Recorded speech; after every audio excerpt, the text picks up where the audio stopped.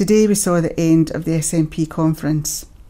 Over the past 3 days, Broadcasting Scotland spoke to some of the senior party figures. Nice to see you, Martin, today. How's the conference been for you? Really busy, Corrie. Lots to do, lots of meetings this morning, but of course we're all here yesterday as well. I had a fringe event yesterday evening on disinformation and energy in Ukraine. Really interesting debate and discussion around how third parties engage in undermining other nation states. And I really meant to mention last night the fact that Broadcasting Scotland, about the work that's been done by Broadcasting Scotland in giving community activists, yes activists, Scottish activists a platform other than the traditional media outlets coming from other countries and other third parties. I think it's really important that not only myself but other elected members are supporting Broadcasting Scotland, supporting Common Space, supporting other platforms like Independence Live. We need to make sure that we are articulating a vision and a hope for our country, its future liberty, in an arena in which we are able to act without relying on other third parties undermining the very cause to which we hold very dear. So it was really interesting last night to debate that. Today we're also having discussions about Brexit with some of our key friends across the Irish Sea, which has been really interesting, and making sure that we're building links with Ireland. The profound difficulties that Brexit will cause not only for us but also for them due to the consequences of the rest of the UK voting to leave the European Union. Excellent. And so when are you going back down to Westminster today? No, I'll be going down first thing tomorrow, and I'll be in the Defence Select Committee, and we will have the head of the Civil Service in the Defence Department, which will be very interesting. As you know, Corrie, I'm the only SNP MP to actually sit on the Defence Select Committee, and I'm actually the only Scottish constituency MP to sit on the Defence Select Committee as well. So it brings a very different dynamic to both the discussion and the debate, and about how we articulate Scotland's position within a very an area of policy where in many ways some people have not really engaged in with before. I'm always kind of saying to folks is that if we're looking for an independent sovereign Scotland, we're an independent sovereign Scotland that's going to be a part of the world, and that includes areas around security, around defence, and of course as a non-nuclear independent sovereign nation. Okay, thank you, Martin. Hi Stuart, nice to see you. How's the conference been for you? Conference has been absolutely fantastic. It's buzzing, very, very busy. Quality of the speeches and debates has been first class. A lot of enthusiasm. Is there anything you've been involved in, any fringe meetings or speaking? Yeah, I've just come away from one now, SME funding, very important, very well attended.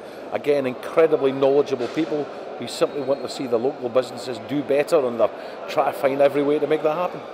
And when are you due back to Westminster, and what's on the agenda down there? Well, sadly I'm on duty tomorrow, so I'm hot foot from conference tomorrow morning. We've got a Treasury Select Committee, and then let's see what else the week brings. And what have you got any inside information on Brexit, Stuart, or has anybody got any information on Brexit? I suspect even those negotiating haven't got a clue what's going on, and therein lies the problem. For 2 years the UK have not been able to say what it is they wanted. The clock is ticking, we're running out of road, and the UK government have to come up with a plan which works and will be accepted, and they've only got a few short days to do it. And what do you think is going to happen? Theresa May is due to go to Brussels in the next, is it 10 days? For a summit meeting, is that, did I get that right? Well, there'll certainly be another summit meeting. I don't know if they're going to have a final agreement by then, but she's got to come up and pull a rabbit out of the hat, otherwise it will simply be another British humiliation. Okay, thanks Stuart, thank you. No problem. We're here with Chris McElhenney, who's the group leader for the SNP in Inverclyde. Most beautiful part of Scotland. Of course. How do you feel about the conference so far? What have you been involved in? Well, I've just been mainly networking with members, talking to members about what they think's happening at the moment. I think there's a lot more activity going on out with the conference hall this year than actually inside it, maybe at fringe events, people talking just round about the centre. It's certainly busy. I think Sunday to Tuesday, maybe a bit of debate on whether that works for people, but I guess everyone's just looking forward to tomorrow to see what Nicola's going to say in her big speech, which could be the biggest one she's ever made as leader. Is there anything you think's been missed from conference? Is there anything we could have been talking about? Well, I think The three most important things in Scotland are independence, social justice and poverty, and we're not talking about any of them. And I think that's really what we need to be talking about, because the slogan of this conference is hope. And to give people hope, we need to lift people out of poverty. We need to be talking about why we're the party of social justice, and we need to be making sure people know we're the party of independence. And that's the three things that we should have been talking more about. Hopefully we're going to see some keynote speeches picking up in those topics, because if not, well, I've missed an opportunity of our conference to actually get that message out there. And obviously it was the Independence March at the weekend. Did you manage along, or did you see anything? What's your thoughts on it? I didn't manage along at the weekend because I was, where was I on Saturday? I was in Inverness. There was Inverness Pride on, of course, and I was at the Greenock Morton game, which of course are not as important as Scottish independence unless you're a Morton fan. Okay. Did you see some of the coverage? What did you think of the attendance? I thought the attendance was really good. Obviously you never know, like it could be anywhere between 50,000 and over 100,000, the sheer scale of it. But what that tells me is that there is a massive activist base, and people say, well, 100,000 people's not enough to win independence. Of course it's not, but I don't see 100,000 people willing to go and knock doors and march to campaign for the benefits of the Union. And we've been spending a lot of time talking about why Scotland should be an independent country. But when you're on a doorstep and you now ask somebody why do they still support membership of the United Kingdom, they've ran out of reasons. You remember 2014 voting to stay in the EU, where it was on shipbuilding, where it's on Trident, where it's on jobs, the economy. Every single argument that was presented in 2014 has now collapsed. And I think when people start asking themselves, why do I keep supporting membership of the UK, they actually then start asking themselves, well, maybe I should be considering independence for Scotland instead. And what's your thoughts on Brexit?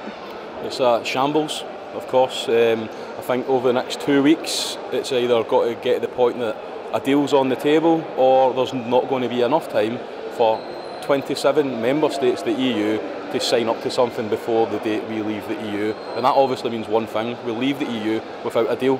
And that terrible slogan about a bad deal is worse than no deal, well, that's absolute nonsense, because no deal is the worst possible deal. It's a situation that will risk about 80,000 jobs in Scotland. But it also highlights a democratic deficit, and that's an important point I think we need to not forget, because 62% of the people of Scotland voted to remain in the EU. So whether it's a good deal, whether it's the customs union, whether it's retaining access to the single market, that's still not what people in this country voted for. People in this country voted to remain in the EU, and that's the whole point of independence, because once we're independent, we get to decide our future relationship with the EU, not people in the rest of the United Kingdom. That's great, thanks very much, Chris. Thanks Thank you, nice to see you today. It's always a pleasure to see you. You too. Hi, I'm joined here by Jean Freeman. Jean, you've just done your keynote speech there. Can you tell us a wee bit about what you were saying? What I was talking about is the marvellous work that our NHS Scotland staff do. I was announcing a new programme for nurses and midwives who've retired to bring them back to help us use their knowledge and skills with younger colleagues. So it will be the Expert Practice Advisor programme. And I was also making it really clear that in terms of bullying and intimidation, then I want to hear directly from people who feel that their board is not supporting them. And how have you found conference so far? It's been great so far. There's a lot of energy and excitement in the room. It's very big and the backdrop is fantastic. And so far there's been some really good contributions. Everybody very positive and up for making Scotland better. And do you have any comments about the Independence March on Sunday? Well, I think it's great that folk want to demonstrate their support for independence, and I'm sure that we'll have lots of those folk out helping us as we go round the doors trying to convince folks who voted no last time that this is the time to take the right step for Scotland. Thank you, Jean. I'm joined here by Ian Blackford, who's the leader of the SNP Westminster Group. Hi Ian, how's the conference been for you? Well, you know, I think there's a great buzz at conference, and I think when you look at the backdrop to this, we've had the Independence March at the weekend, the biggest Independence March that the country's ever seen. We've had the polls that have come out that have showed on a hard Brexit there's a majority for independence. The polls that have shown that the SNP's 20 percentage points ahead in votes for Holyrood. This is a party which is on the march. It's a government which is popular. We've got to take the people of Scotland by the hand and tell them to come with us on that journey to finish the job. We know that Scotland will become independent. It's just a question of when that will happen. We just need to focus on the job that's in front of us. And what's your thoughts on the Independence March at the weekend? Well, you know, when you hear about 100,000 people, 2% of the population of Scotland that have come out on a Saturday in Edinburgh, that's tremendous. It just shows the support which is there. My appeal to everybody from the march is let's carry on this work, let's get round the doorsteps, let's have a conversation with the people of Scotland about how we have to protect ourselves from what the Tories are doing, what Brexit's going to mean. We know there's a threat to jobs, we know there's a threat to living standards. Just let's make sure that we're having that conversation with the people of Scotland, and they can have the confidence to recognise that we can deliver a better Scotland, a wealthier Scotland, a fairer Scotland if we're independent. Scotland as an independent country in Europe, there is a prize which is there in front of us, but a lot of hard work to make sure that people recognise that that is the destiny that Scotland's got to have. And so when are you heading back to Westminster? And obviously Brexit will be high on the agenda, but what else is happening down there? You know, that's an important question, because we're having this conference at a time that Parliament in London is going back. We're back tomorrow. Parliament was off for 3 weeks. We were off for the Liberal Democrat conference. You can hardly fit the Liberal Democrats into a small hall. We've got the third party in Westminster. We've got the second party by membership, but Westminster's sitting while we're having our conference. That's just another sign of how Westminster shows contempt to the people of Scotland. Our challenge over the next few weeks is to say to Theresa May, we're not going to accept a hard Brexit, we're not going to accept Scotland getting taken out of the single market and the customs union, and all that means to living standards in Scotland. We'll fight to stand up for Scotland in that Westminster Parliament over the next few weeks. And Nicola had said that if there's another vote for a second referendum, that you would vote for that. Yeah, we'll do that, because what we don't want is for the UK to crash out of the European Union, and people now know the consequences of doing that, so they should have that opportunity to have a say. We know that Scotland's going to vote very strongly in any other referendum to stay in, and we need to make the point, if the UK is foolish enough to come out, we need to make sure that Scotland can take responsibility for its own future. That's great, Ian. Thanks very much for joining us today. We're joined here by Alison Thewlis. Alison, how have you found conference? It's been brilliant, it's been really positive, brilliant debate so far and good issues being raised. I was particularly pleased earlier on that the resolution on drug consumption rooms that I'd put forward along with Mary Hunter from Glasgow City Council and others got almost unanimously passed by conference, so that was really encouraging to see. Is there anything else you've been involved in, any fringes or anything that's taken your interest? Quite a few different interesting things. So I was at the YSI fringe yesterday where they were talking about sex education in schools and what that should be like from their kind of experience of having been through school more recently than me. Lots of other things coming up as well, so I'm looking forward to seeing what the topical resolutions are tomorrow and what other debates are going to happen. Good. And when are you back at Westminster and what's on the agenda when you get down there? So we're heading back down tomorrow night, back into the fray. I would imagine Brexit is going to be high on the agenda with everything else that's happened over the recess as well. But no clearer as to what's actually going to happen, what the government plans to do and where Scotland fits in all of this as well, because all the way through the party conferences there has been very little about what Scotland actually seeks to get out of this. Both the Tories and Labour have been saying, well, Scotland has to take what it gets pretty much, which is a pretty poor approach. And what's the mood of the chamber down there? At conference here? No, the chamber down in Westminster. Yeah. Just chaotic, really. I mean, the Tories are arguing amongst themselves, Labour are arguing amongst themselves, the Lib Dems are barely ever there, and you've got us trying very, very hard to make sure that Scotland's interests are protected. That's great. Thanks very much, Alison, for joining us today.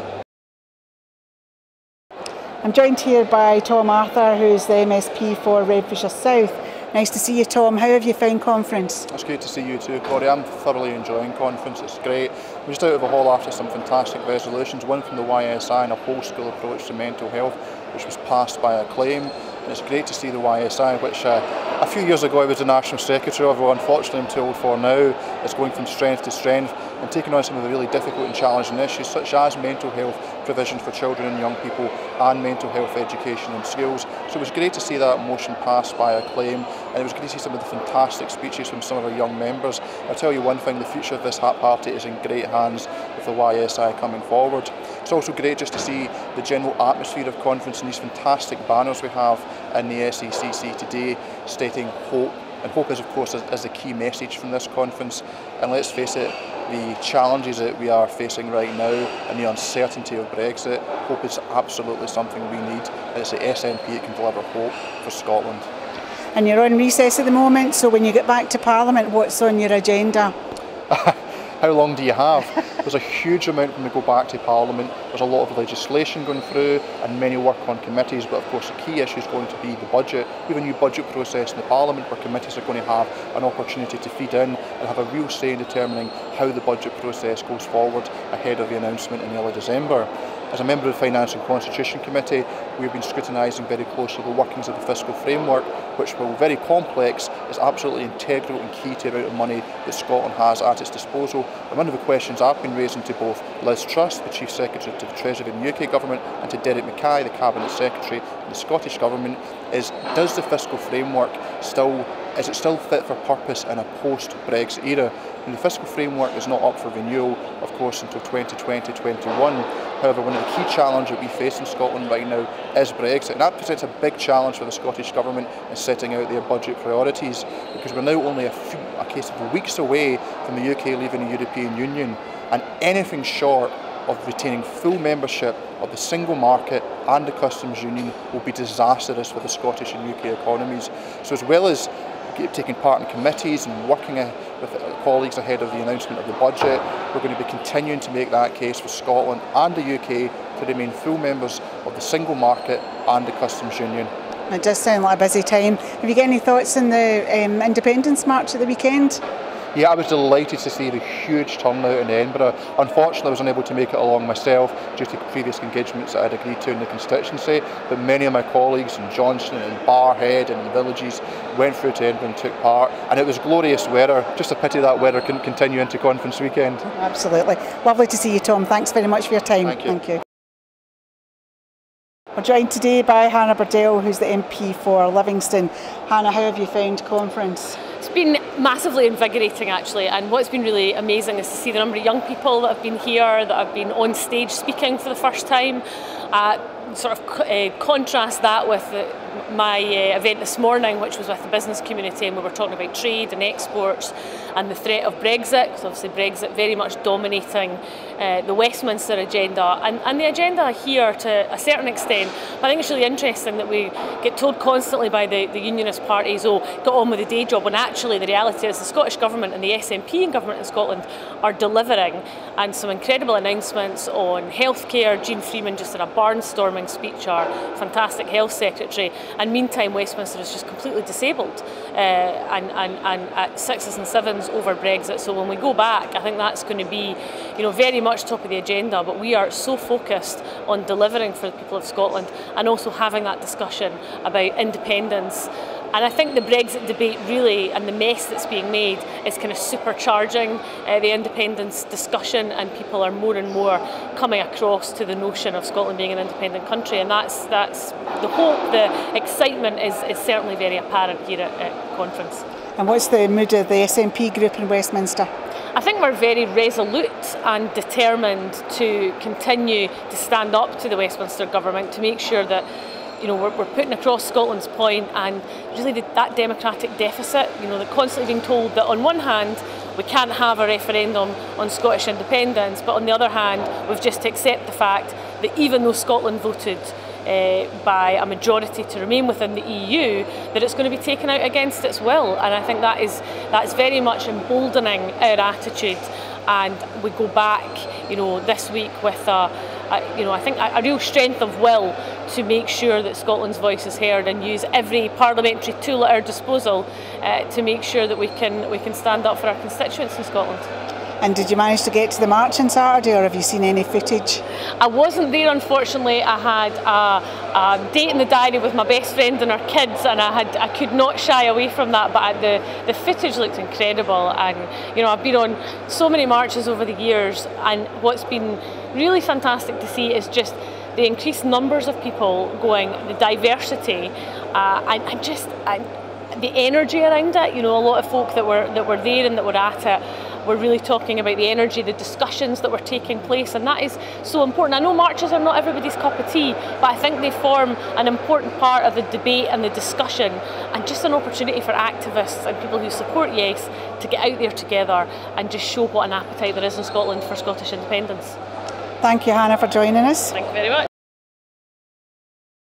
We're joined by Christine Graham, who's the MSP for Midlothian, South, Tweeddale and Lauderdale. Christine, how have you found conference? Well, it's lovely because I get to meet people who've been in the party for a very long time and newcomers, and it's just great to see people and to chat to them. So there's quite a lot of socialising. Have you been involved in any of the fringes or any of the events? I haven't, no, not this year. I have in previous years, but now it's up to the next generation coming on to do that. But I have put cards in to speak and I haven't been taken, so boo-hoo to that. So. And did you manage to get to the march, Independent March of the weekend, or did you see anything? Oh, I did. It was absolutely superb. I've put a topical in for tomorrow about it, so I don't know whether that'll be taken. I hope it is, because it was exhilarating to see all those thousands of people marching and all those flags and everything else. My goodness, it did me good. And you're on recess at the moment, but when you're back at Parliament, what's the important issues? I'm not on recess. Oh, not on recess. I've got 2 days off. I've got constituency meetings on Wednesday, Thursday, Friday. Okay, so you're still busy. So I'm not on holiday. No, not at all, not at all. So when you're back at Parliament, what are the issues that's important to you? Well, obviously the biggest issue coming up for the government will be the budgets, which is very important. Personally, as I now chair Parliament, I actually don't take part in debates so much. So my biggest issue is the cross-party group on animal welfare, and I'm working with other MSPs to deal with the export of bull calves for fattening and slaughter. And what we're trying to do collectively across the parties is to look at a way where they could be reared in Scotland for what you call rosy veal, and then, marketed in Scotland at the age of 2. And, at some point they will be slaughtered, but it's better than them being slaughtered at birth. Thank you, Christine, and enjoy the rest of the conference. Not at all. Hi, we're joined with Stuart McMillan, who's the MSP for Inverclyde and Greenock. Is that right, or did I say it the wrong way around? Greenock and Inverclyde. Greenock and Inverclyde. Hi, Stuart. How have you found conference? Hi, Corey. It's been great, actually. I think the atmosphere is really buoyant. The delegates are here and the visitors are here certainly seem to be enjoying it, and there's a good buzz about the conference. Have you been involved in any of the events or fringes or speaking? Is there anything particular that's interested you? Well, I was at a fringe event last night for SNP Scotland. I was supposed to be chairing it, but I ended up being the main speaker. The main speaker had to pull out, but I chaired the cross-party group on visual impairments. I've been doing that since 2011. So I know the issues anyway, and it was a good event. It was about transport and the Transport Bill going through the Scottish Parliament. Today I went to a fringe event that Michael Matheson was speaking at to do with the rail network in Scotland. Quite a topical subject from time to time, as we know, and I've got some constituency issues there as well. But no, it's been very good, thoroughly enjoyed it, and tomorrow afternoon, so Tuesday afternoon, I've got my resolution about shipbuilding, particularly Ferguson Marine and Port Glasgow. And what's your thoughts on the referendum march at the weekend? I was delighted to see so many people out and showing support. I managed to get to the march in Glasgow in May. I couldn't get there, unfortunately, on Saturday, but I'll be back out marching again when I get a chance to do so.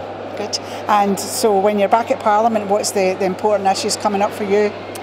Well, I'm on the Culture, Tourism, Europe and External Affairs Committee in the Scottish Parliament, so obviously Brexit it plays a big part of our normal business. We have the budget process starting as well, and so these are 2 elements particularly take up a fair amount of time in the next couple of months, and bearing in mind the mess that the Brexit negotiations are in, and the absolute disaster that is the UK government attempting to get some type of deal.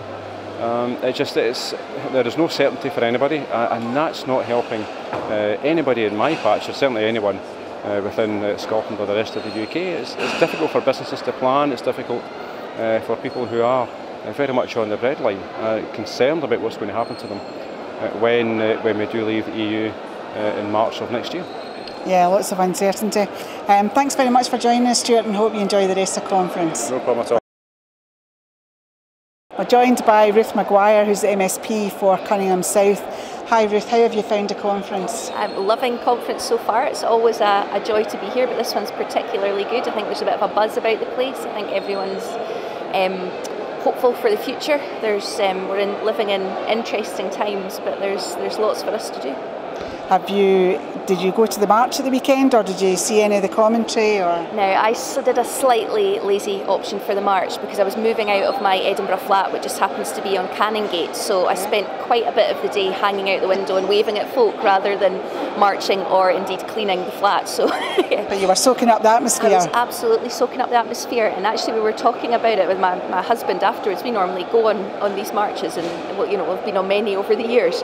It was really interesting to watch it, to be above it and to see the scale of it and the colour and the atmosphere.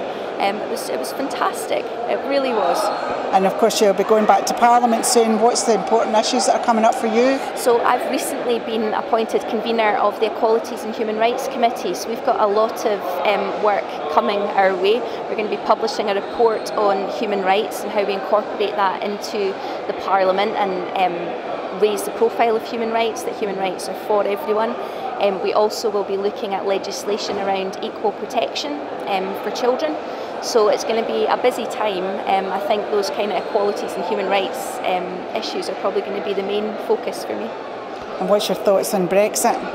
I think it's an absolute búrach. I completely understand why people in our communities are worried about it. I think it's not a good situation to be in, and I think, as Mike Russell said in his speech this afternoon, enough is enough. Well, thanks very much for joining us, Ruth, and enjoy the rest of the conference. We're joined here by Keith Brown, the Deputy Leader of the SNP. Hi Keith, how have you found the conference? It's been the usual buzz of conference, but you can tell there's something else happening, there's something stirring, and of course to have that huge march in Edinburgh just beforehand has really got the delegates buzzing, so a great time and a time to see old friends and make new plans for campaigning ahead. And obviously your role as Deputy Leader, there's lots happening. Can you tell us a bit about what's in the agenda coming up? Well, I've just announced on the stage that there's to be another day of action on the 17th of November, and of course we have to lay the plans for that, and we'll do that through the campaign team. But in addition to that, talking to members of the wider Yes family, so tomorrow night after conference I'll go straight to Stirling for a Yes meeting there, and just making sure that we get on that campaign footing that's so important to take our country forward. In terms of some of the speeches that have been here at conference, has there been anything that's been highlighted for you? Yeah, I thought the Adam Price speech, the fraternal address from Plaid Cymru, was a superb speech, drawing together the interests of Wales and Scotland, talking about the ways that we have worked together in the past and we can work together in future. And I think it's really important for delegates to hear that from other parts of the UK and other parts of the world, that the struggle which we have to try and make sure our country is independent is one that's shared by other countries. It's a noble struggle, and to hear how people in Wales are getting on has been extremely important. I think there was something in the news that said that really they're looking to emulate the success of the SNP in government. Well, Adam Price said that. He said, given the scale of what the SNP has become, 125,000 members, second biggest party in the UK, and also having had the referendum and got to 45% of the votes, I think a lot of people in Wales say that is a pretty good aspiration for them to go forward to achieve independence for themselves. So this is what others are saying about us, but it's always gratifying to hear that, and it helps people know that we're on the right track. And finally, is there anything you'd like to say to the wider membership and the wider Yes movement about what they need to do in the next few weeks, months to get organised, get involved? Yeah, first of all, be good to each other, respect each other's point of view. When we're talking to people about independence, respect their point of view, whatever it is as well. We shouldn't be like the Unionists are and some of the things that they've been saying. We should be better than that, and demonstrate by the way that we campaign for independence the kind of Scotland that we want to see. And talk to people, that's the way to do this, convince people. Talk to them about things that actually matter in their lives and point out why independence would make it better. That's the most important thing to do. And if we all do that, then we'll get right across that line as we campaign towards the next referendum. It sounds like there's a lot of work ahead. There always is. Yes. Thanks very much, Keith, and enjoy the rest of the conference. Thank you. We're joined here with Mike Russell. Mike, how have you found conference? Oh, I'm always invigorated by conference. The bigger it gets, the better it gets, and this is just enormous. Standing on the stage in there, you can almost see the curvature of the earth. It's quite remarkable, and there's a real energy to it, and I love the word hope, because that's what politics is about. Is there anything particular highlights that you've really cottoned on to so far? I think there's just been a good standard of discussion and debate and a breadth of discussion and debate. This isn't just about one subject or two subjects. It's about all the concerns, the day job that the Parliament is doing, that the party is doing. I was in a debate this afternoon about mental health. It was profound. It was very focused. There was people telling their stories. And equally, Brexit is a huge issue at this event because it has to be where we're going. And independence, of course, is where we are going. So all those things are important. And then we'll wind up with the First Minister's speech, which will send us all the way with a spring in our step. What's your comments on the Independence March at the weekend? Well, I think it was very impressive. I mean, I wasn't able to go. I'm in Argyll, and Saturdays in Argyll, as you know, as an ex-MP, Saturdays in constituency are precious and there's things to be done. But I hope to go on one of the ones in the future. And it's that optimism. People feel optimistic. And speaking as a photographer, pictures were great. Yeah, the pictures were fantastic. So going forward, obviously, Brexit's huge, but what's the other issues that are important for you? Well, I think we have to get Brexit resolved, and we have to resolve it in a way that respects the wishes of the Scottish people and also what we need to get out of it, which is not the type of Brexit, any type of Brexit that the UK government is suggesting.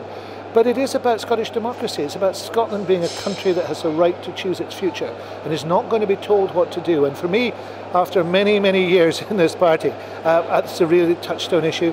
We have the right to be heard and we shouldn't be silenced. Well, it looks like you've got your work cut out ahead of you, Mike. Thanks very much for joining us today. Thank you very much for joining us today. Can you tell us, first of all, what your initial reaction is to today's conference? Well, my reaction from today has been that there's been a lot of buzz around here. There's been a lot of cameras, a lot of filming, a lot of people being questioned by media of various sorts to obtain opinions about Scotland's future and even the independence question. Right, so what has been your highlight so far, do you think? Well, for me, I was one of the highlights. There's been many engaging with local folks that have made the journey from Dumfries and Galloway, Folkface Stranraer, which is like the most southern place in Scotland, in the southwest. So that's part of the South Scotland region that I represent. So seeing local activists, local people attend, I love that. I love catching up with everybody. And my other highlight was the motion that I put forward about pursuing approaches to tackling food waste. So that got approved and I'm quite happy and looking forward to taking any of that forward. Great, and if you think there was one thing you could learn from today, what would that be? That the spin around independence and when will it be and when will the next date be, there's still an appetite for a referendum for the Scotland's future. For a yes vote for me would be fantastic, but we need to figure out what's happening with Brexit first, and there was a lot of motions about immigration. And in my area, that's a big issue for our dairy farmers. The bigger dairy farms have people from the European Union working on the dairy farms. So to live in a country that supports and welcomes people to this country, I'm absolutely behind that. That's great. Thank you so much for joining us today. We appreciate it. Okay, thank you. Thank you for joining us today. So can you tell us a little bit about your first impressions of the conference? I think it's been a very good conference. I think it's been a very confident conference. We've actually seen a lot of our newer members from the upsurge from 2014. There seems to have been a level of maturity to a certain degree where people have got to the stage where this might be their 6th or 7th conference they've been to, and we seem to see that people have the patience to see the situation that we're in, that Indy Ref 2 is around the corner, but we need to be in the right place in order to get it, because as my wife always says, she wants to make sure she knows we've won it before we actually call it the next time. Right, sure. And what do you think has been your highlight from the event so far? I think some of my highlights have been the fact that we've enjoyed some of the speeches from members in general. There's been a lot of activity from just the general membership, and I think one of the things is the fact that the SNP is a party that actually believes in a member putting a card in, getting the opportunity to speak at the conference and being able to hear what they've got to say, and that we value our membership's the opinions. But it's also the ideas that some of the decisions we've made. I spoke in a debate today on poverty-proofing school uniforms, making sure that we don't have parents that have difficulties and challenges in their life already having to worry about getting the exact uniform the way it is. when a certain big box retailer could probably sell the same stuff for a lot cheaper. And I think these are the things that are making real differences in people's lives, away from either the parliamentary bubble in Holyrood, but what we do out there in the real world. That's what makes the SNP the party it is, and that's what makes it still so popular after all these years, is the fact that we actually, even with the limited powers of devolution, we are still kind of delivering for the people of Scotland. And this is to build, as the First Minister said in her speech there, you know, this is building for the future, the type of Scotland that we all want.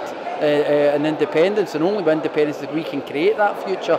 And for me, you know, I joined the SNP for nation building, not to manage the books for a Westminster government that doesn't see people as a benefit. But for me, it's all about making sure we can get people confident to actually take that next step, and for Scotland to be an independent country. And as the First Minister says, it's not far away now.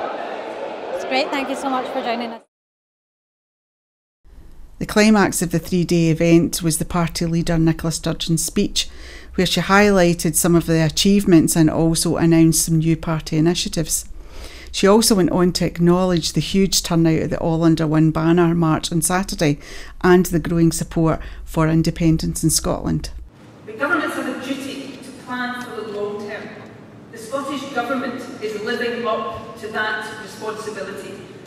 By contrast, the Westminster Government stumbles from disaster to disaster. It is a shambles.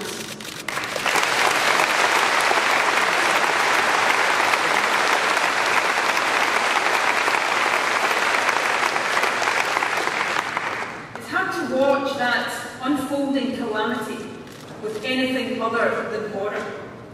Let's be frank, a political system that throws up Jacob Rees-Mogg or Boris Johnson as contenders for Prime Minister has clearly gone very, very badly wrong.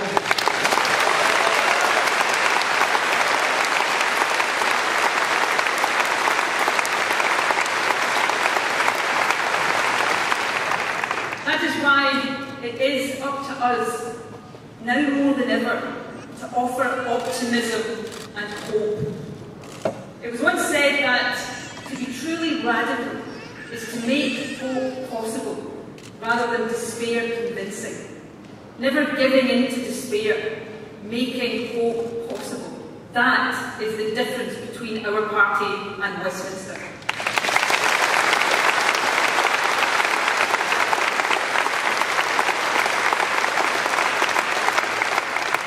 Of course, making hope possible is not just about words. It's about action, delivering progress in the here and now, giving a secure home to those without a roof over their head, helping families on the lowest incomes, supporting children at risk of going hungry. Our goal is to create a fairer, more prosperous Scotland where that sort of intervention is no longer necessary. But in government, we're working day in, day out, step by step, to change lives for the better. And that is something to be really proud of.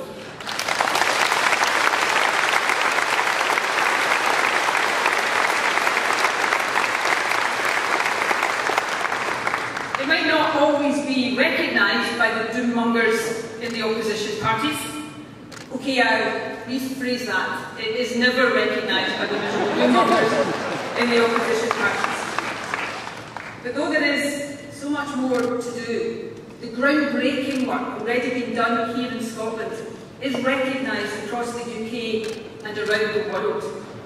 Our actions to tackle climate change have been called exemplary by the United Nations, and they will make Scotland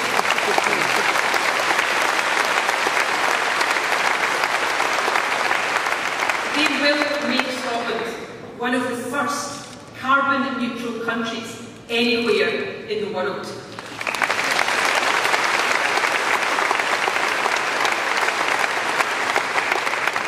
The work of the Violence Reduction Unit has won plaudits from the World Economic Forum and has now been replicated by the Mayor of London.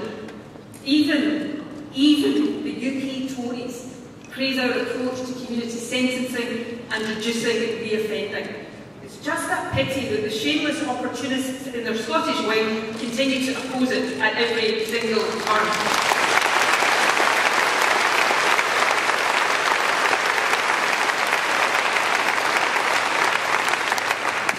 Our work to tackle period poverty has drawn praise from the United States. Awesome and important. Thank you, Scotland, for leading the way. That was Chelsea Clinton. And just 2 weeks ago, Bernie Sanders praised our actions on fair work. Of course, in the interests of balance, I should point out that the current incumbent of the White House hasn't said anything nice about us at all.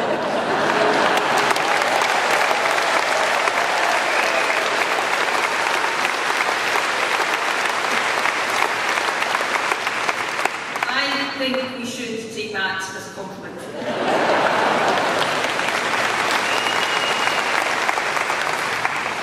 And then there's Labour. Now, if you don't mind, I won't waste too many words on Scottish Labour, except to say that branch office now seems to be a gross exaggeration of their status.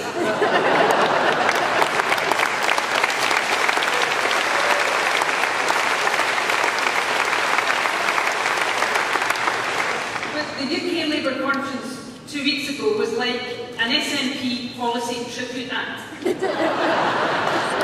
here's an offer, Jeremy. You say you want to bring water into public ownership. Well, the next time you're in Scotland, I'll show you how to run a public water company.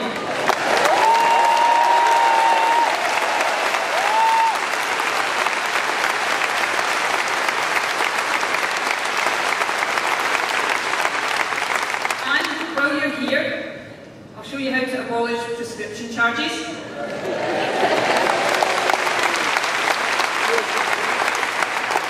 I'll show you how to get rid of tuition fees.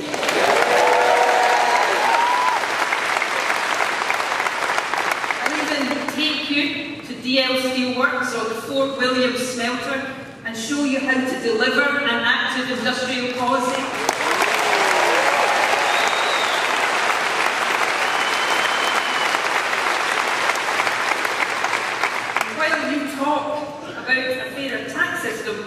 I'll show you how the SNP has already delivered a fairer tax system.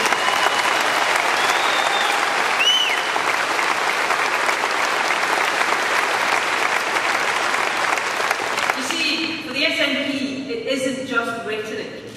We win public support. We get ourselves elected. We put our money where our mouth is and we improve lives in Scotland each and every single day.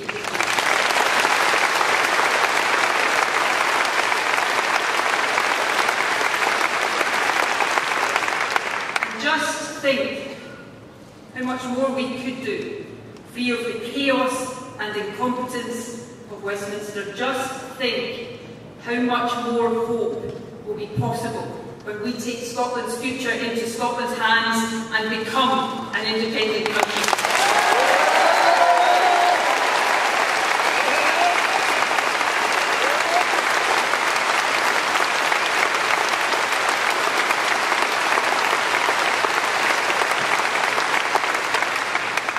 An independent Scotland, just as Scotland is now, will be a beacon for progressive values, equality, opportunity, diversity and fairness.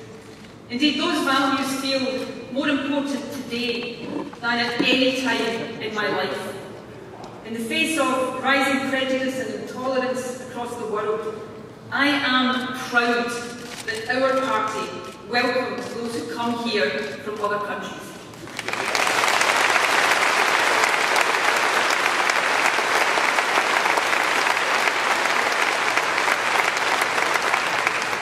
Everyone who has chosen to make Scotland your home, no matter where you come from.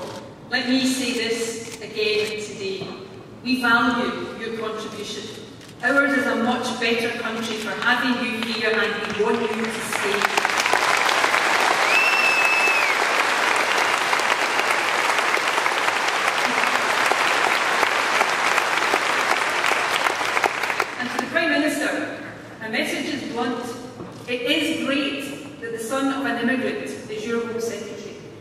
but don't expect praise when you're denying others the chance to build a life here.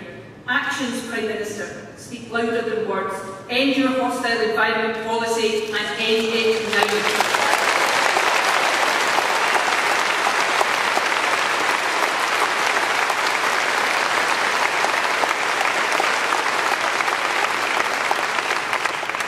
The SNP is meeting the challenges of the future head on. That means building a fair and inclusive economy. We're providing more help to business than ever before. We know that without sustainable economic growth, there can be no sustained social growth. So we will always champion Scotland's businesses, but we will never, ever accept a Tory race to the bottom on wages and workers' rights.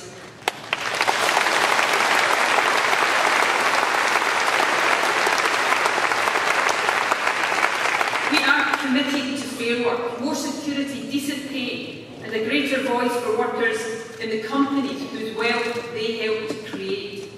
Fair work is good for everyone.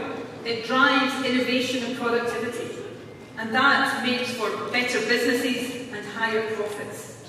Of course, Westminster still controls employment law, and Labour and the Tories want to keep it that way.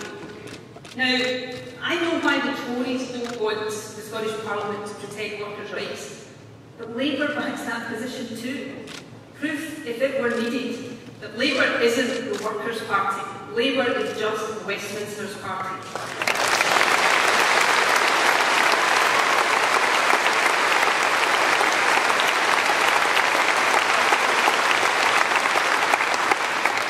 Only with the powers of independence can we give the full force of law to our aspirations, but we'll push the boundaries as far as we possibly can. We've already made payment of the real living wage part of our procurement process. We've extended it to adult social care workers, and we'll soon do the same for early years workers. As a result of all of that, I can confirm today that Scotland now has the highest proportion of employees paid the living wage of any UK nation.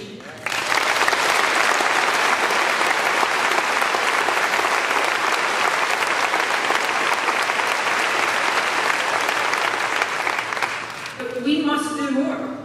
Last month we said business support grants from Scottish Enterprise would have living wage, 0 hours contracts and gender pay criteria attached.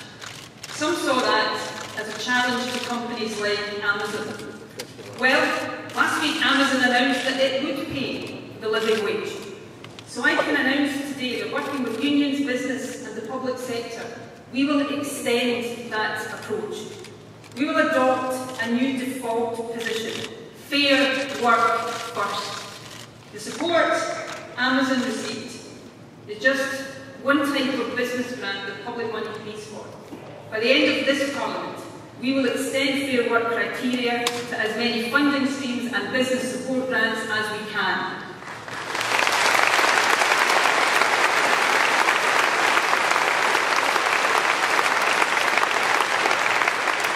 We will also extend the range of Scottish Government and public sector contracts that fair work criteria will apply to. And we will maximise the benefit of public contracts to small businesses and local supply chains. Yes, details will vary depending on the size of companies and the circumstances of different sectors. But let me be clear what our fair work first approach means. Investment in skills and training, no exploitative 0 hours contracts, action on gender pay, genuine workforce engagement including with trade unions and payment of the living wage.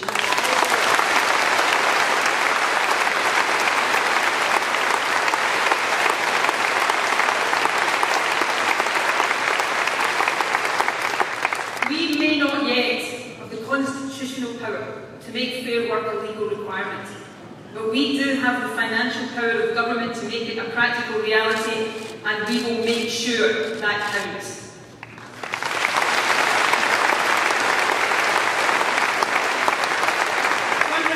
We're doing even more to boost the economy for the long term.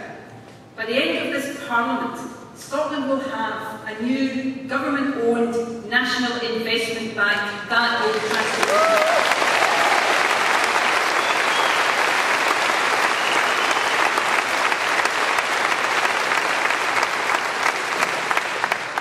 We will be well on the way to meeting our new target for infrastructure spending. That commitment will mean £7 billion of extra investment in schools, hospitals, housing, transport and low-carbon solutions. That will be transformational too. A new infrastructure commission will advise us on investment priorities, and I can confirm today that the commission will explore the feasibility of a government-owned national infrastructure company, a policy backed by this conference.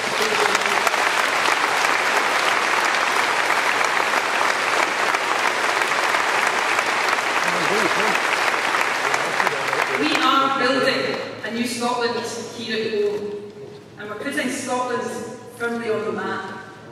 While the UK government turns inwards, the Scottish government is looking outwards, building our nation's reputation and connections. We're expanding our international presence to boost exports. We now have permanent operations in Dublin, Brussels, Washington, Beijing, London and Berlin. Last month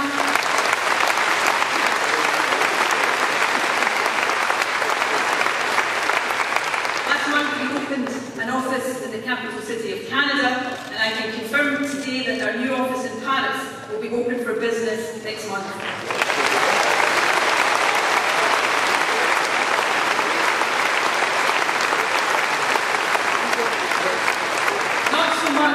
An old alliance, but new alliances, not just in France and Europe, but right across the world.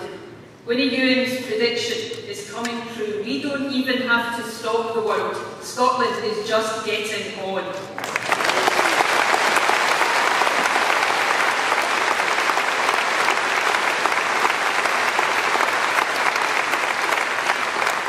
Over the past year, our overseas goods exports have grown faster than in any other UK nation. Half of our exports come from manufacturing. Another of our long-term commitments is a national manufacturing institute based in Renfrewshire, linked to Strathclyde University and backed by £65 million. It's been called a factory for the future. Today I can announce even more support. To spread the benefits of that new institute, we will target up to £18 million of European funding to set up an advanced manufacturing fund, helping small and medium-sized businesses modernise and grow.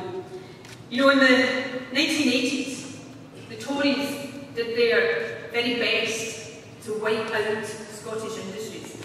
The effect was to de-industrialise our country. Now, as we approach a new decade, we are rebuilding. The SNP is re-industrialising Scotland.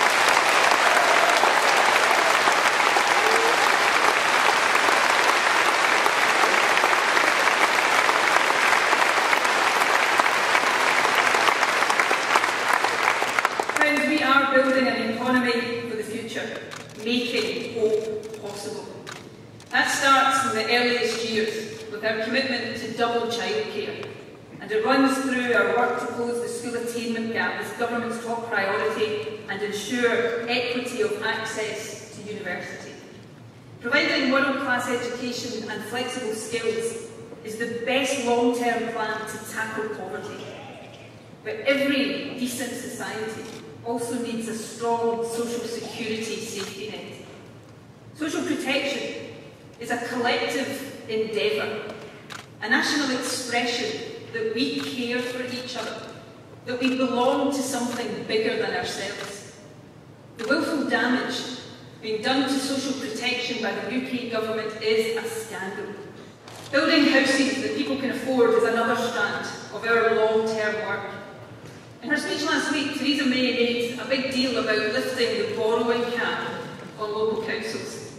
The SNP has never applied a cap in Scotland, which maybe goes some of the way to explaining this quite remarkable fact.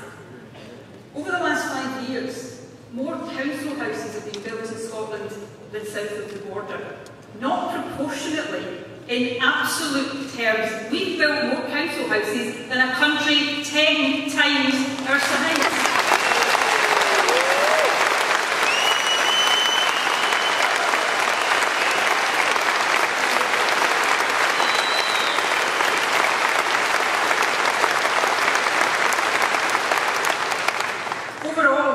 delivered 78,000 new affordable homes in our time in government, and I can confirm today that we are on track to reach our 50,000 target in this term of Parliament.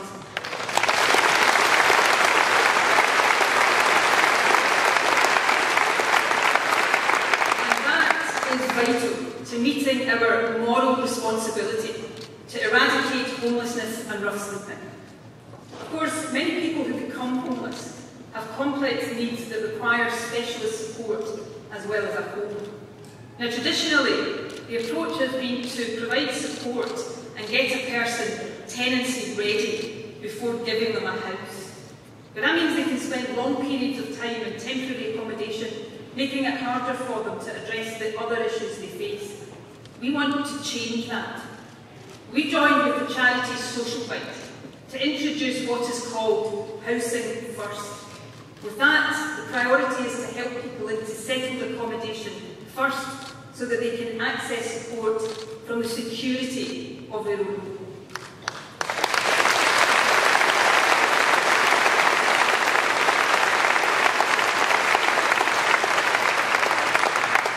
Is contributing money raised at the Sleep in the Park event last year, which saw 8,000 hardy souls, including our own Deputy First Minister, sleep outside on one of the coldest nights of the year. I say that's what deputies are for.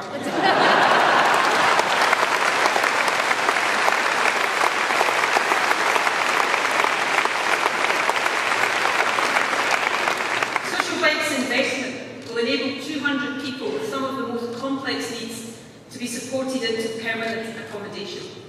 People are already benefiting. One man who has been homeless on and off since the age of 16 said this: "Housing First has given me the key to a whole new life. Before, every day was a struggle, but now I'm so happy here." We want to help Social Bite go further. So I'm delighted to announce today that the Scottish Government will increase our investment to £6.5 million.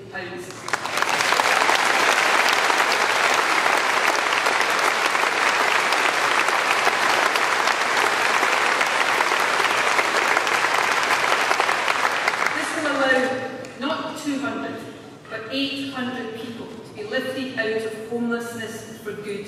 That is making hope possible.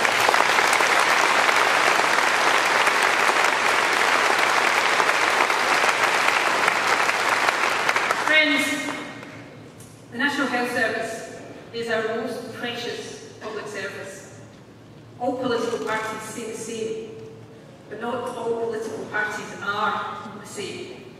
To those itching to open up our NHS as part of a trade deal with Donald Trump, let us be clear.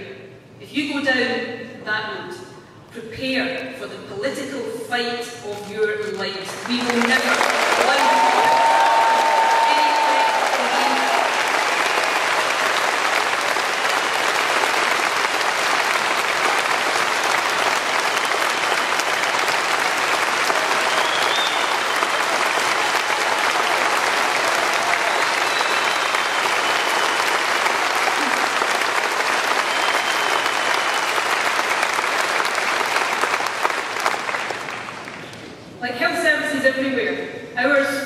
big challenges.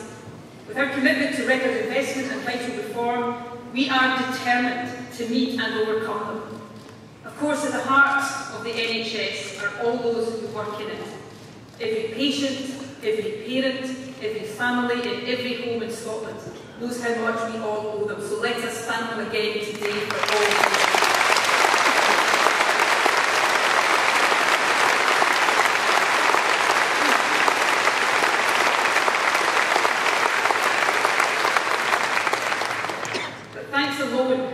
Want to ensure that we have the staff we need to keep the NHS going strong. That's why we have given our nurses the best pay rise in the UK.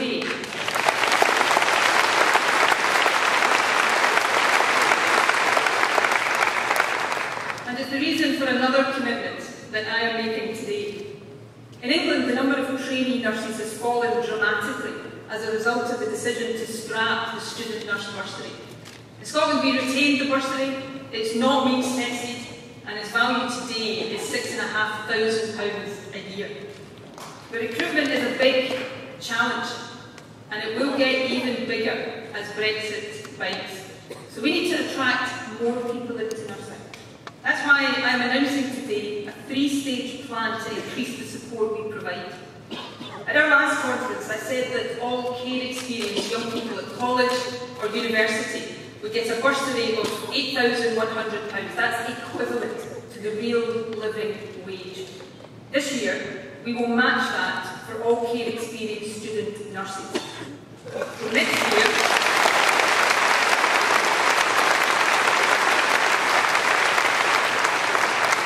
next year, the payment for all student nurses, care experienced or not, will rise to £8,100 a year.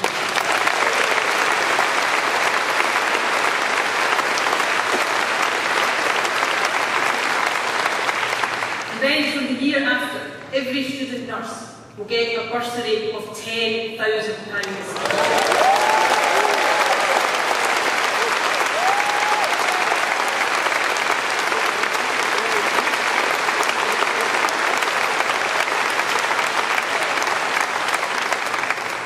We know the value of our nurses. We know the value of our NHS. And to anyone from across the UK attracted to a career in nursing, our message is simple: come to Scotland.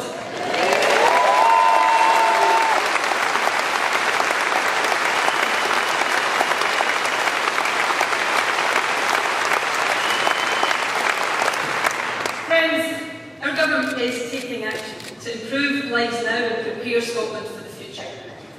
But all of that is happening in the shadow of Brexit. Labour and the Tories promised us in 2014 that Westminster would provide strength and security. That boast was in the very heart of their Project Fear campaign. Now it lies in the Brexit ruins. Westminster hasn't delivered strength and security. It has brought chaos, incompetence and confusion, and it has killed off any Project Fear campaign against independence once and for all.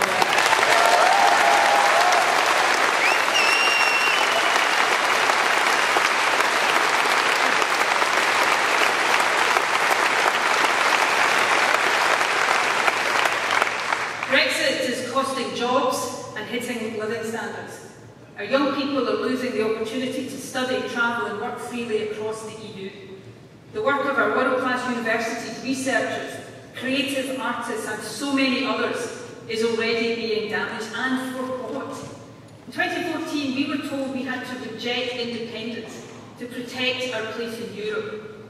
Today we face warnings of medicine shortages, grounded aeroplanes, gridlock at ports and a hemorrhaging of investment.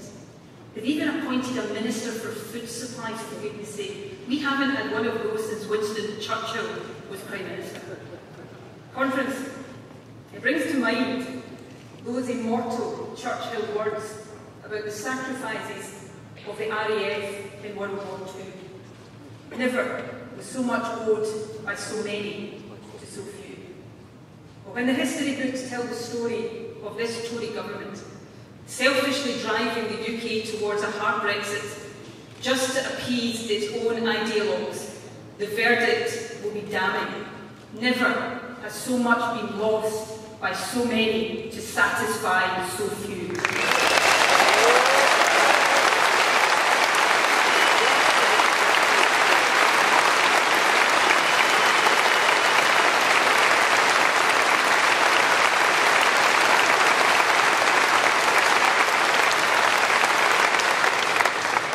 The SNP supports membership of the European Union for a simple reason. Independent nations should cooperate for the common good. The EU isn't perfect, but it's one of the world's best examples of that principle in action. And whatever disagreements there are about whether the UK and Scotland are better off inside or out of the EU, one thing is surely beyond doubt. This UK government's handling of these negotiations has been shambolic, chaotic and utterly incompetent. 800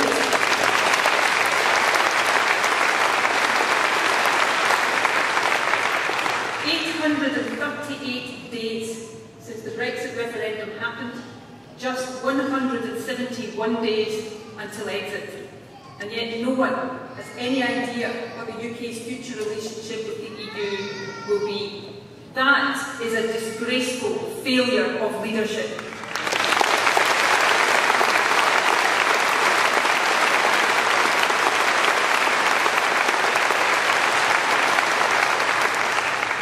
These negotiations have also brought into sharp focus the difference in status between Scotland and independent members of the EU. Independent Ireland has received nothing but solidarity from its European partners. Westminster has shown Scotland nothing but contempt.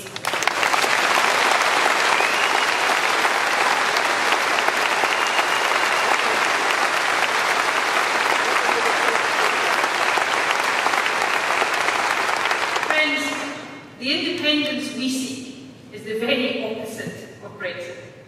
Brexit is about turning inwards, pulling up the drawbridge, retreating from the world. Independence is about being open, outward-looking, aspiring to play our full part in the world around us. And it is about partnership, real partnership, with our sister nations across the British Isles and with our friends in Europe and across the globe.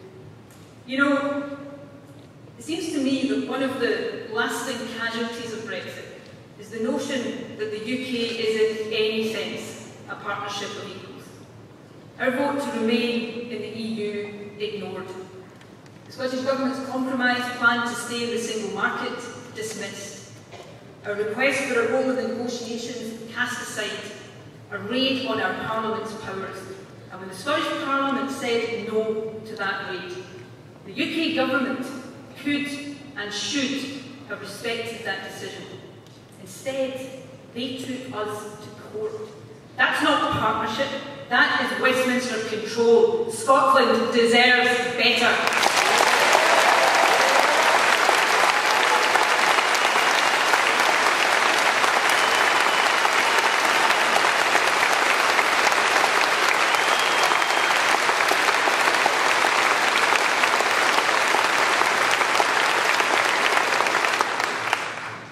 And now we have Tory and Labour politicians queuing up to tell us that the decision about Scotland's future belongs not to the people but to Westminster.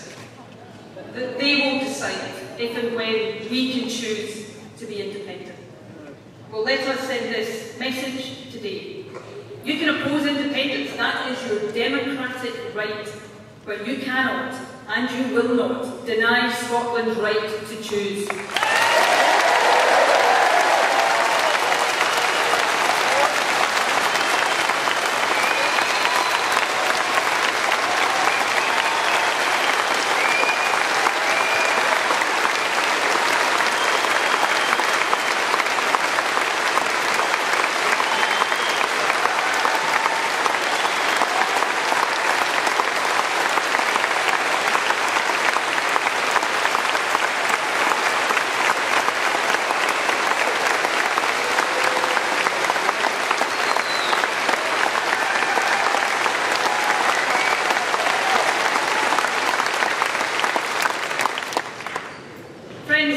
Scotland chose to remain in the EU. We did not choose this Westminster fiasco. In recent days, we've argued for the Article 50 process to be extended to allow disaster to be averted. That would allow more time for a sensible single market option to be pursued. And it would allow time for another vote to take place. On that, let me make our position clear. If there is a proposal for another EU referendum, SNP MPs will vote for that. But let's not kid ourselves. There is no guarantee that another vote won't deliver the same outcome. Scotland choosing to remain, but still facing exit against their will. Brexit is a serious problem for Scotland, but that is only because of a more fundamental issue. Our future is not in our own hands. Scotland's future is in Westminster's hands, and the only solution to that is to become an independent country.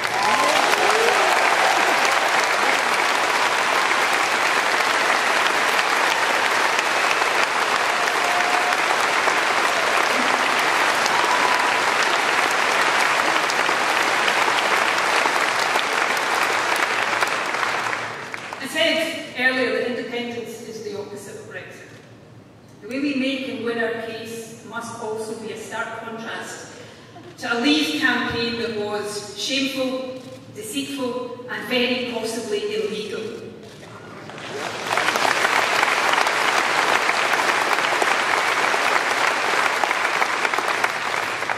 People look at how parties campaign and conduct themselves and they make judgments about who we are, the values we hold dear and the kind of country that we want to build. So let us resolve today in everything we do to embody the positive, progressive, inclusive change that we want to see.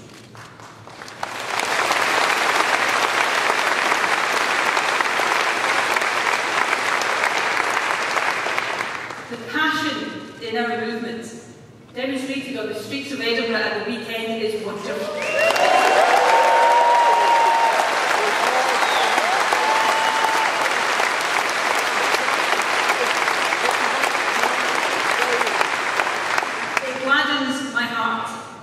To those who say there is no demand for Scotland to have a choice over our future, I say the polls and the people are telling a different story.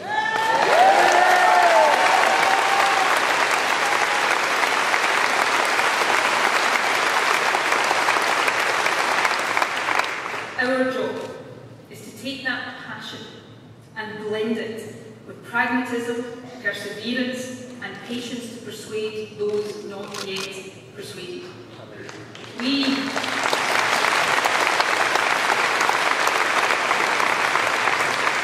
We do that, then believe me, the momentum for independence will be simply unstoppable.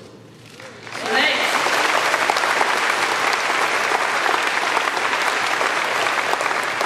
let the passion shine through, but let us always strive to see the argument from the other points of view. We have a duty to answer questions as fully as we can. We owe the people of Scotland no less. The future relationship between the UK and the EU will determine the context in which Scotland would become independent. And so the detail of that will shape some of the answers that people want. But as we wait, impatiently at times I know, for this phase of negotiations to conclude, and for the fog of Brexit to clear, be in no doubt about this. The last 2 years have shown why Scotland needs to be independent, and I am more confident than ever that Scotland will be independent.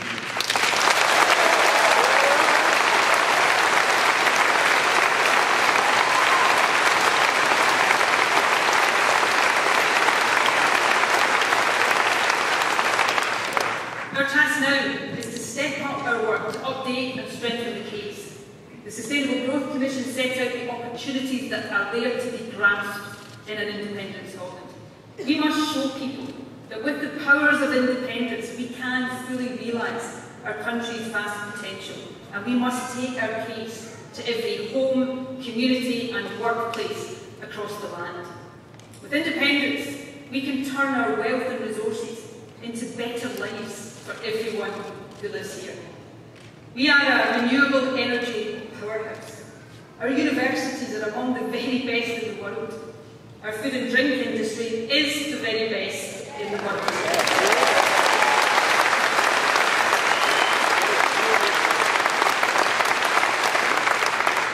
Our tourism industry is booming. We're at the cutting edge of the technologies of the future. Above all, we are a talented and educated people. So yes, let's debate Scotland's economic future. Let us address concerns and answer questions. But never, ever let anyone tell us that Scotland doesn't have the talent and the resources to be a successful independent country.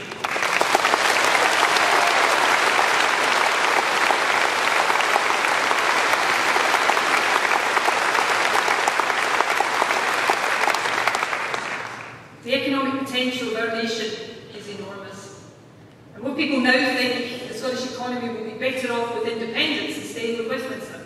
It's our job to build on that growing sense of confidence, so that when the time comes, and it will, the choice facing the Scottish people will be this: the ever-tightening grip of Westminster control, or a hopeful, outward-looking, independent country.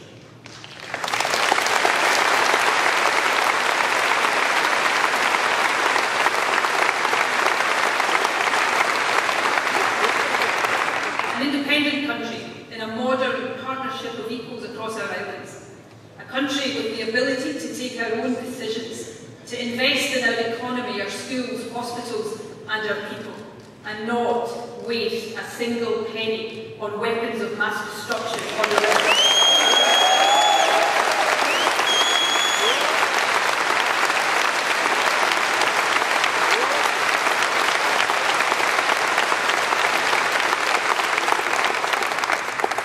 Friends, I don't really think of Scotland as a small country.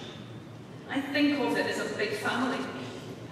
And yes, that does mean the occasional disagreement. But throughout it all, we care for one another. We fight each other's corner, we've got big hearts, and we're not afraid to show love. And there is so much about Scotland to love. The majesty of our landscape, the humour and ingenuity of our people, and the huge contribution we made and continue to make across the globe. But pride in who we are today must never stop us believing in and working for an even better country and a fairer world. That's why all of us are in this party. I joined the SNP in 1986. Trust me, in those days you had to be an optimist to join the SNP. We've come so far since then, with our party and our country. And we'll keep moving forward by using the privilege of government now to change lives for the better, and by offering a vision of even brighter days ahead. I was an optimist back then, and I am an optimist still. Optimistic for our country, and hopeful yet for that better world. Our goal is simple: a fairer country, for all those born here, for those who have chosen to make this their home, and for the generations yet to come. That is why we believe in an independent Scotland.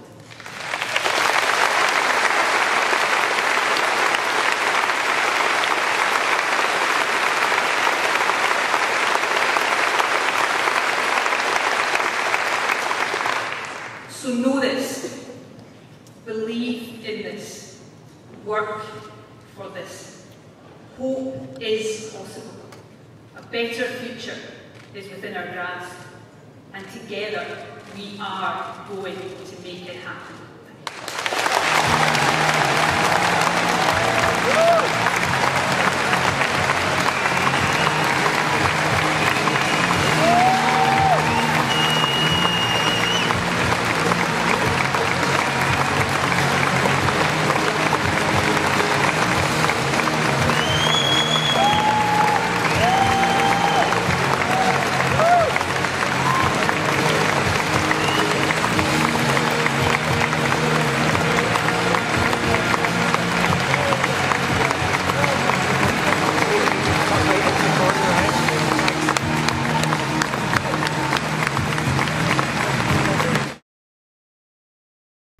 This has been our conference special report.